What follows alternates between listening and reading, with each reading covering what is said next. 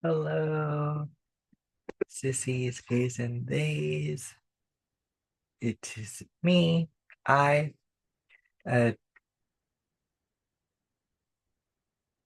Donovan, your stuttering sissy.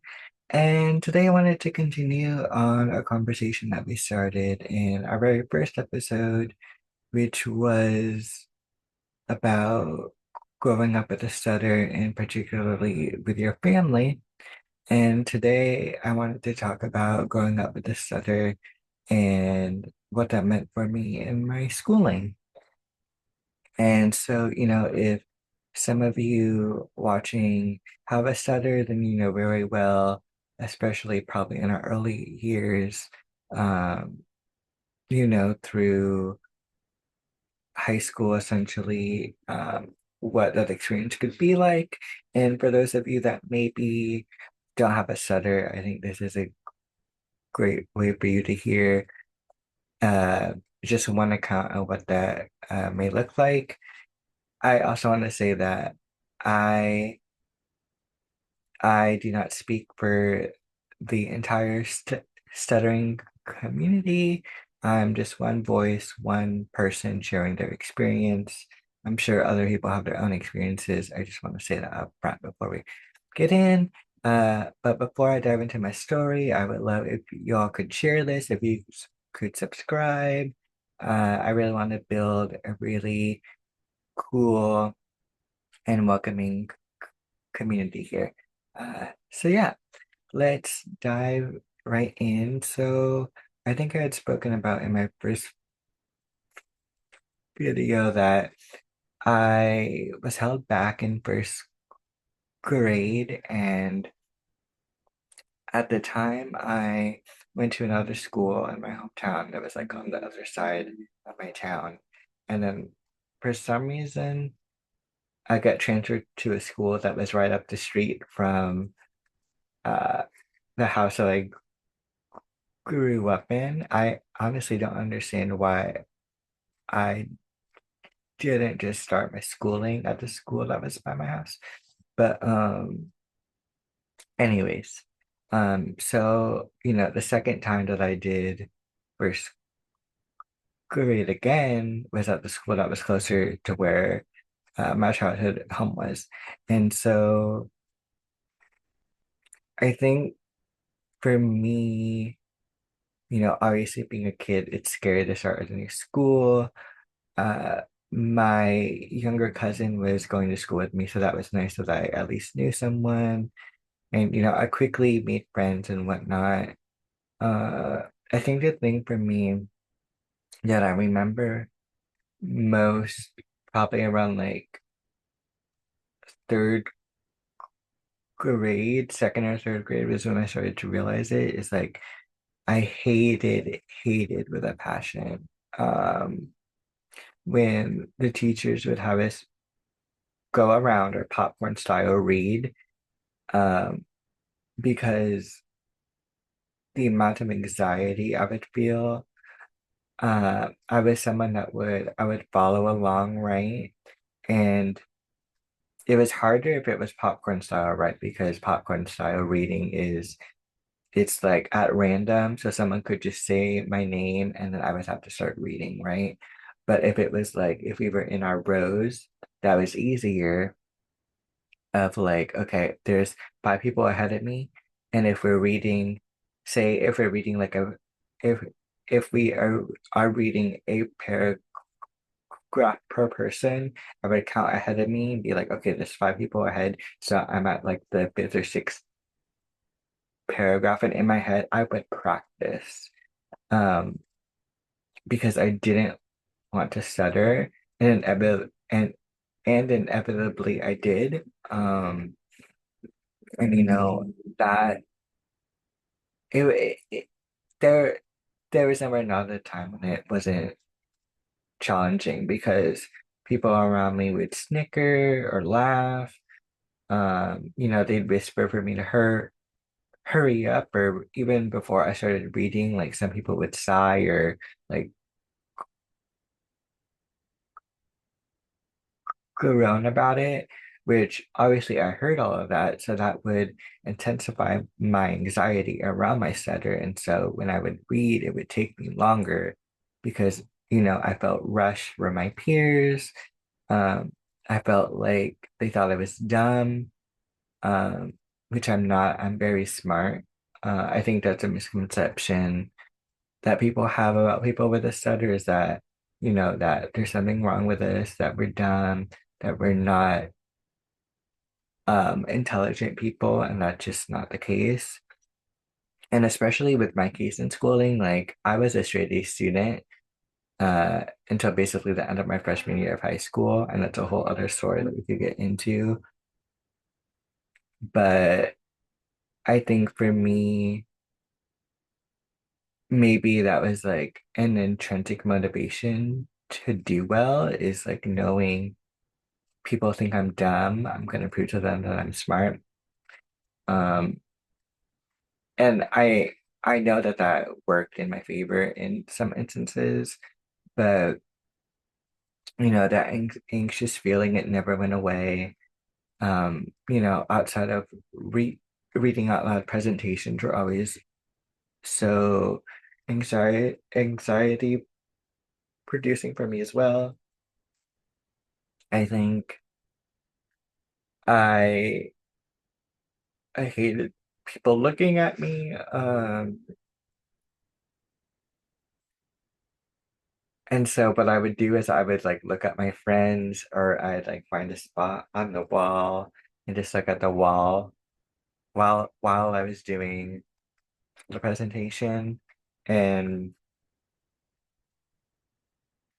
I think because all my teachers knew that I had a stutter, like for the teachers, it was never a big thing. At least it wasn't spoken out loud about, which thank God. Um, and I think the other side of schooling is that I think because I had this constant anxiety around my stutter and being perceived.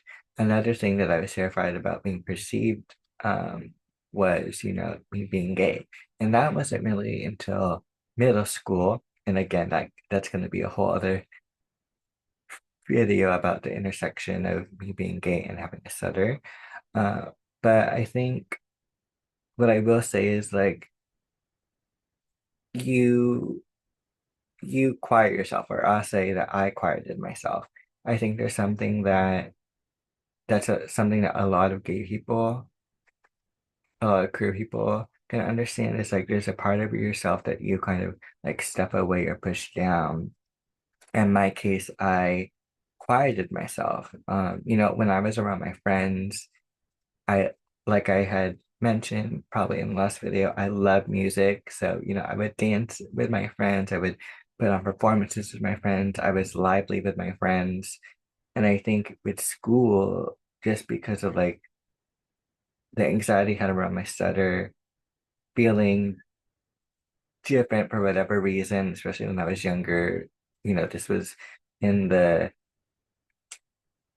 late this was like in the mid to late 90s, early 2000s. I was going to school. So like no one was talking about queerness or being gay like they do in today's day and age. And so the language was totally different. Obviously, I was a kid, so my developmental knowledge and range was where it was at. And so I think that quieting for me, it was both quieting my queerness and quieting, you know, uh, myself because I thought no one will accept me with my stutter. Um, I'm so grateful for the few people that I had in my friendship circle that did accept me, and I felt very cared for and loved by them. I think about it now, and I was just like, oh, I wonder what would have happened if I just would have like shown up more, um, you know, a little bit more extroverted. Uh, Maybe schooling wouldn't have been as hard. And I, obviously I can't rewind, but it is kind of interesting to think about sometimes. And I think, these core school moments, they do shape how I showed up in workspaces and social settings, uh, because they're not really that far removed and that like being social or, being in communication, I could say never stops. And so, being around people, introducing myself to people,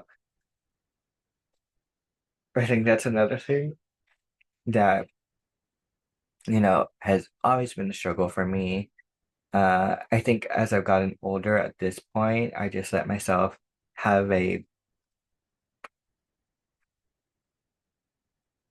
lock in my speech, like what just happened. And, if people smile when I shake their hand, that happens a lot. Some people laugh. I've understood for myself not to really take that personally. I know it's like their uncomfortableness because a lot of people have not experienced someone that has a stutter. And so, but I think when I was younger, and I'm still in a process of being comfortable with that. Because obviously I'm a person, I am a human. So there are days where I'm like, oh, that felt really shitty that that person laughed in my face. Um, there's other times where I'm just like, okay, after this block is done, you know, I introduce myself. I'm gonna go back to doing whatever I was before this person came in in in to the room, right? Or sometimes it's I'm gonna go into a conversation with this person because I like this person's vibe. And so I think the introduction of myself is hard too. That's something that would happen in school too, right? Where we, especially in like the elementary school days, having to do a presentation of where you come from or who you are. Um, yeah, that was always a lot for me. And I think going into high school,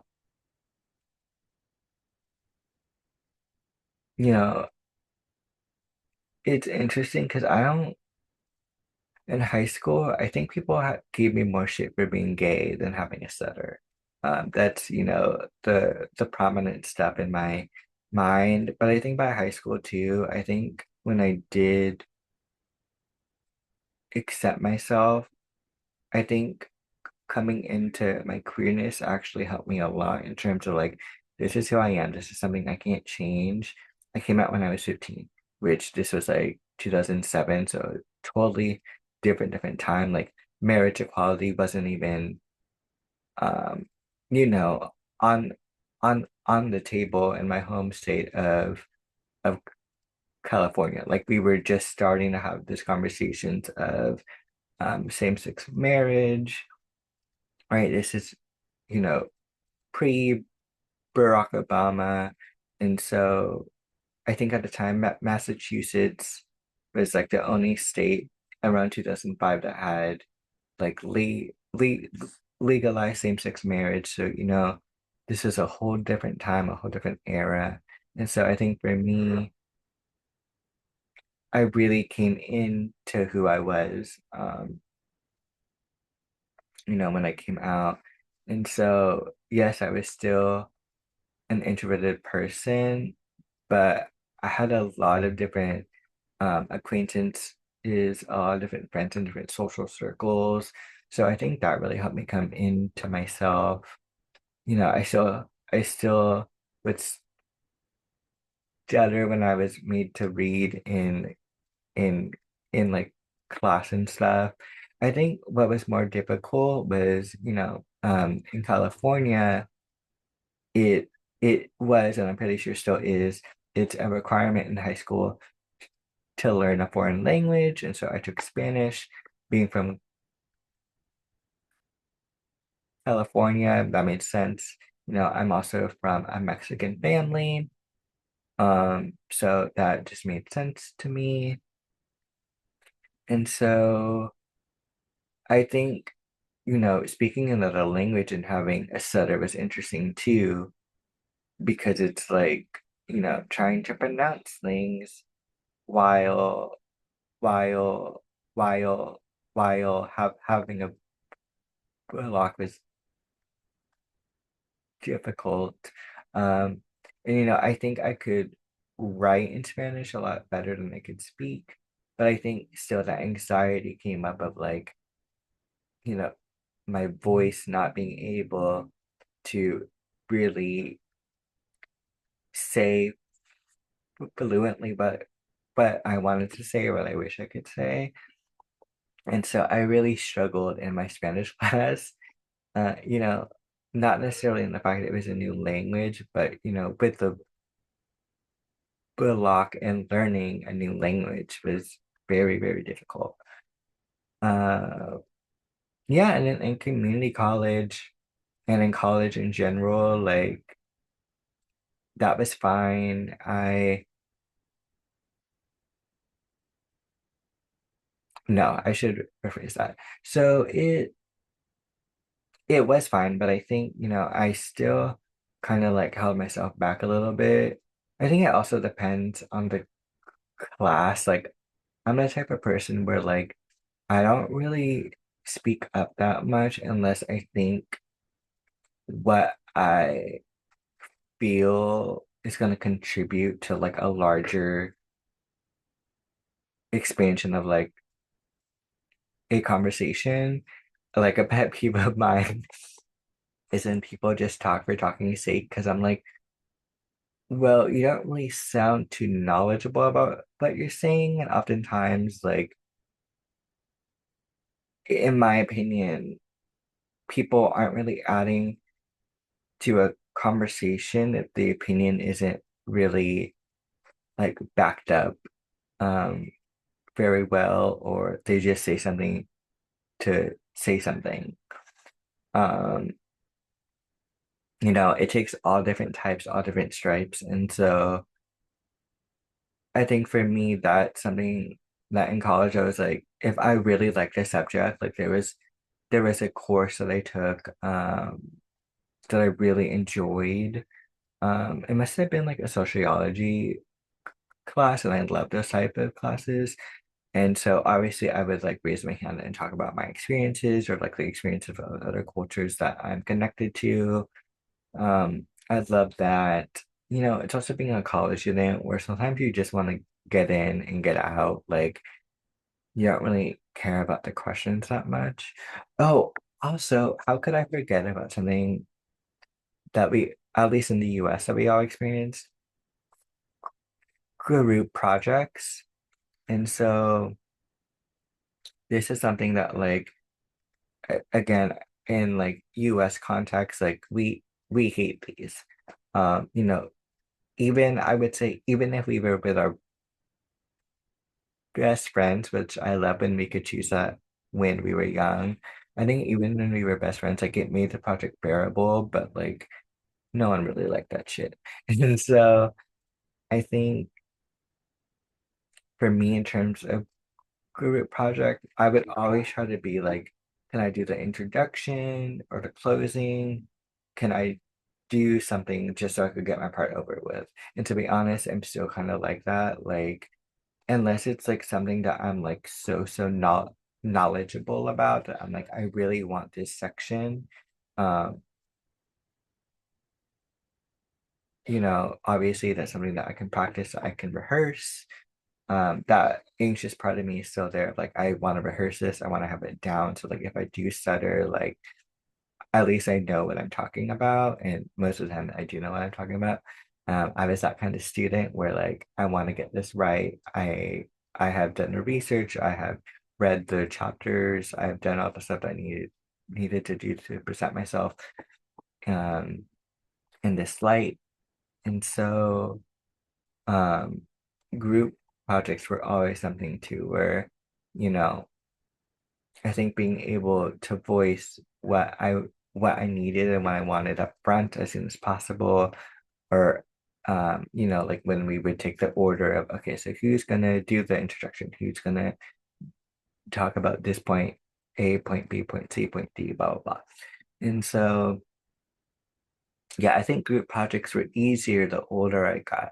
I think being younger, I didn't really know how to advocate for myself. So sometimes I'd be stuck with things that I didn't really care about, or I didn't always do the research on, or, I get really nervous talking about a certain point, and so that would make my stutter worse.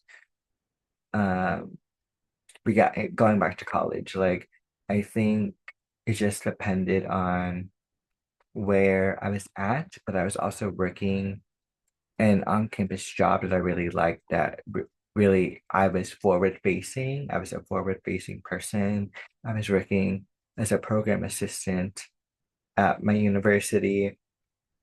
And so a lot of that was like a lot of public speaking, a lot of communication with the student body.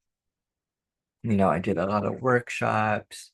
I did panels, which would range from like 20 students up to like the huge lecture halls of like over 200 students. And so I think, having that experience really taught me that, like, one, like at the end of the day, I don't really think people are paying attention to my stutter. They're paying attention to the information um, that I'm offering, to the experience, to my own experiences that I'm offering. And so the great thing about that has really kind of course corrected how I've seen myself in educational spaces is we would do these surveys at the end of each program that we had, and it felt good to go through those and be like, oh, like the facilitator or the panelist really knew what they were talking about, or I liked their energy, or they were really kind, or I really enjoyed this program. Like, that was something that for me that was like, oh, like, this is something that as I get older, I can really help break down. Um, that, it's in my head. Some of it is rooted in reality, but I think it's just helpful to you know, have it reflected that, there are people that care about what I want to say and care about the knowledge that I've shared and that I have. And I think that's part of why I started this channel is that, I have a knowledge base of my own experience. Like I said, I do want to have guests on here that do stutter. This is also going to be a channel where it's not just about my stutter. I want to talk about pop culture things, uh, mental health things, um, but I do want to have people on here that share their experiences because I've met folks that stutter that I'm just like, wow, like I'm in awe of who you are right now as a professional that's right here in front of me, but I'm also in awe of how we've all survived, um, and how we've been able to get through certain things in our lives. Whether I've been able to personally relate to that or not, I think it's just really cool to hear that. And so I want to hear from y'all, like, whether you have a stutter or not, like, what was your school experience like? Was it easier for you in elementary school or middle school or high school or even college? Um, did any does anyone like group projects? I think that would be an interesting thing to read or hear from. Uh, yes, thank you so much for your time. I hope you have a wonderful day. Please subscribe, please share this with people, and I'll see y'all in the next video. Thank you. Bye.